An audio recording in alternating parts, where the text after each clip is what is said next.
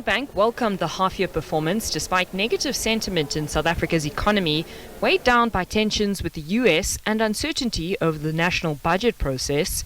CEO Sim Tshabalala has highlighted the corporate and investment banking unit as their standout performer after it delivered a robust set of results with headline earnings up 16% to 12 billion rand. So we're lending to corporates, and these corporates were doing activities associated with energy, logistics, non-bank financial institutions, and so forth.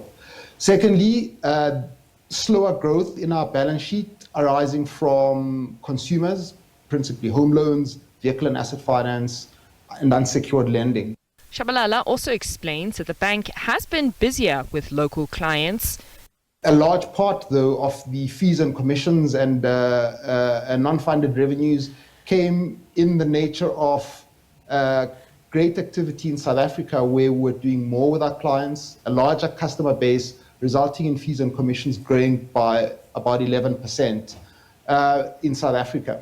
He acknowledges that consumers, particularly the lower LSM bracket, have been under pressure after years of elevated interest rates, despite the recent cuts.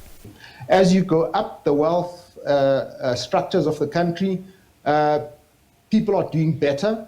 There's less difficulty with people paying their loans at the top end of the market. But even there, people are starting to find it difficult. We've noticed that people are drawing down on their two pots. They are withdrawing their savings in order to repay their loans. So there's a tough one.